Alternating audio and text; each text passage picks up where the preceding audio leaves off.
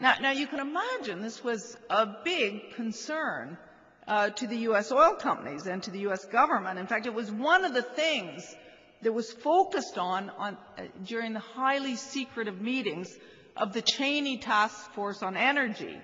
Now, you probably remember that. That was the Cheney Task Force on Energy was set up right after the Bush administration took office. And it was that task force that met amid so much secrecy. I mean, there was almost total secrecy.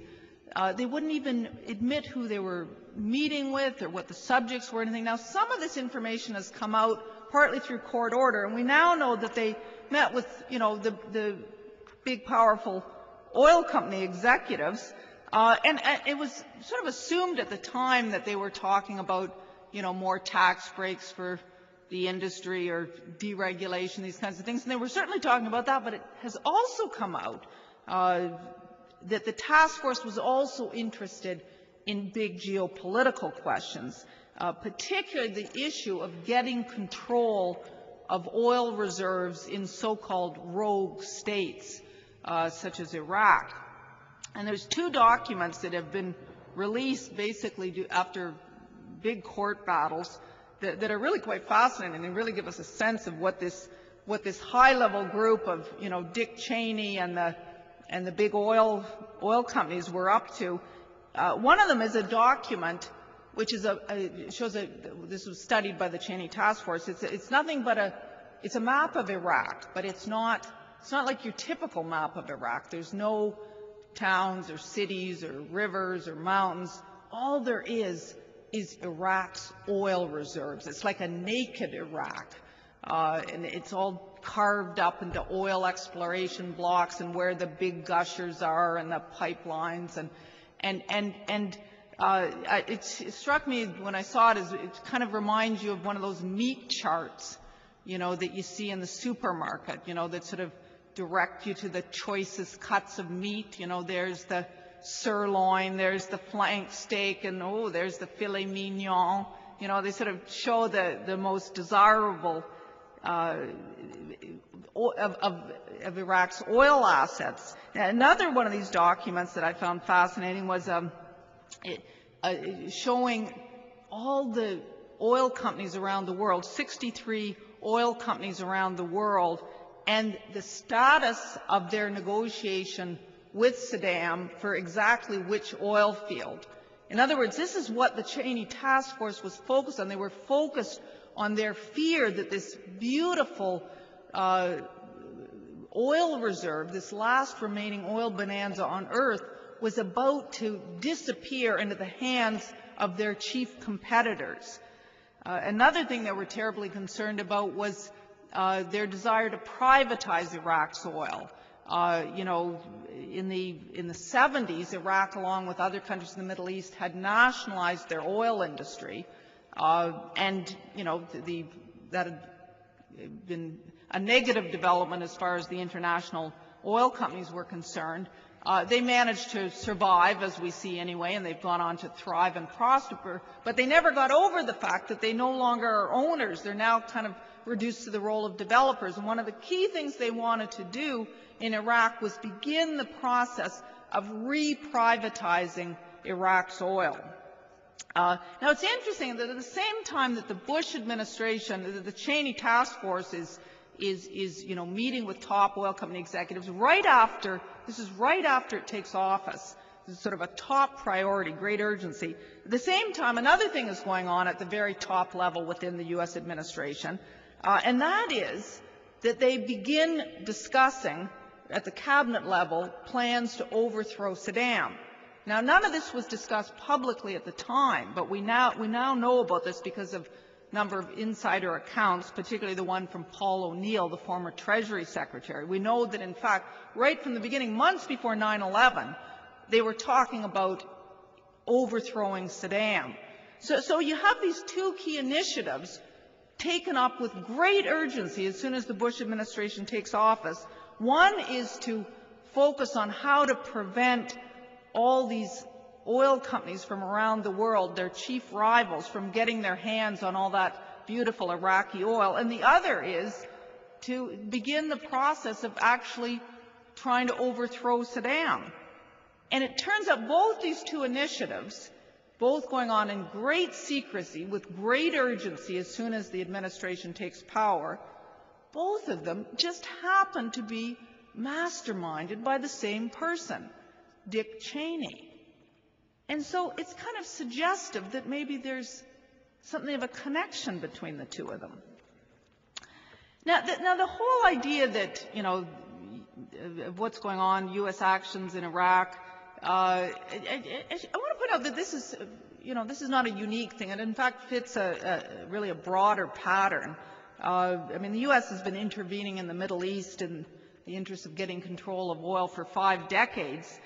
In fact, you know, we hear so much now about, you know, bringing democracy to the Middle East. What we never seem to be reminded of is the fact that, in fact, there already was democracy in the Middle East back in the 1950s in a place called Iran, and it was actually overthrown by the U.S. government, the same government that says it's trying to bring democracy there now.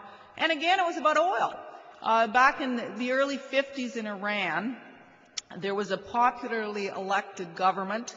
The prime minister was Mohammad Mossadegh, a very moderate guy, actually, educated in France and very sympathetic to British institutions, very moderate, but a nationalist.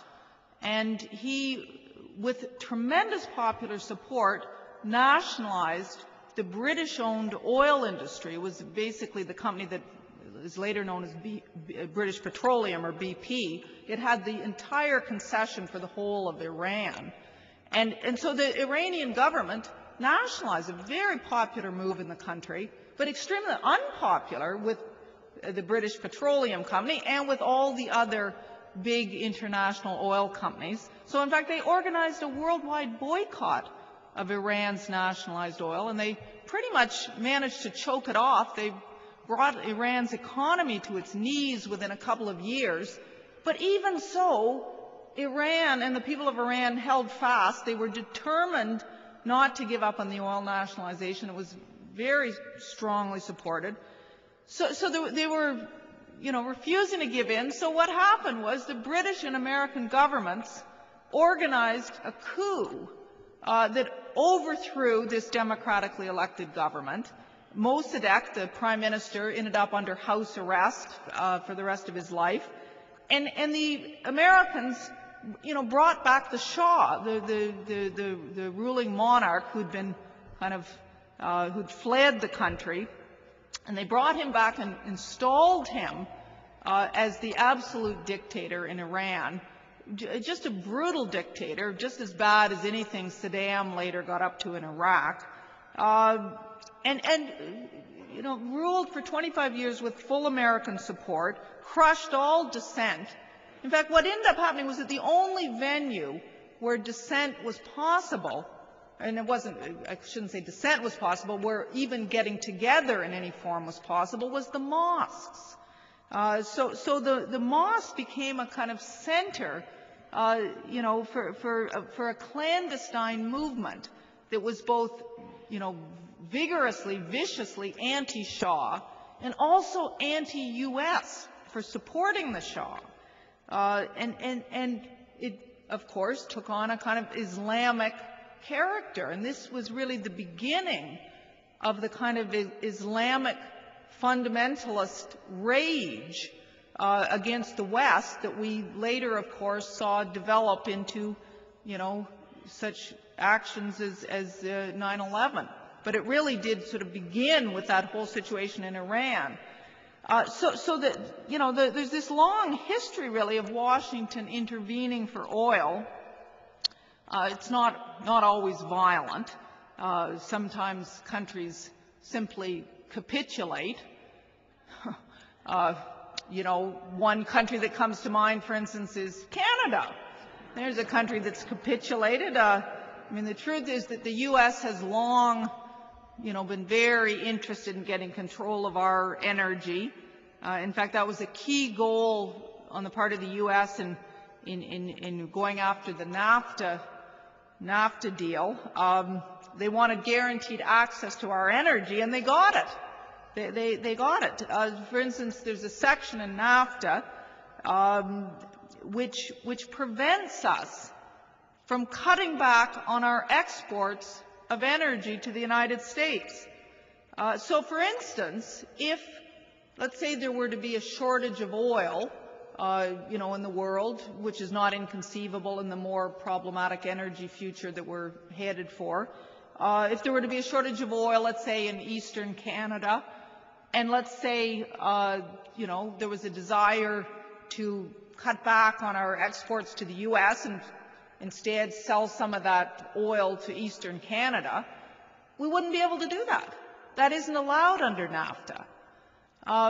So in fact, what we've done is completely compromised our own sovereignty over our own resource. In fact, it's such a restriction on our own sovereignty, that section of NAFTA, that Mexico refused to sign it. I mean, I'm serious. It's funny, but it's true. Mexico would not sign it. And so Mexico was granted an exemption from that section of NAFTA. But we signed it. And this is kind of surprising to people in other countries. In fact, I came across a reference to it in a big energy publication put out by one of those right-wing think tanks in the U.S. And, it was describing this whole situation, and it sort of raised the question, well, it was talking about how Canada is such a wonderful source of energy for the U.S., so reliable, and it sort of said, now what would happen if there was an energy shortage in Canada? Could we risk being cut off? And then it happily points out, no, because Canada signed NAFTA. It no longer has the power to cut off those exports. It was somehow striking to read that in an American publication and realize just how delighted they were with that situation. And I was talking to Colin Campbell, who's one of the world's leading geologists, and was asking him about it, if he knew about it. He said, oh, yeah. He said, yeah, he thought it was amazing. He said, you poor Canadians, you could be left freezing in the dark while they're running hair dryers and SUVs south of your border.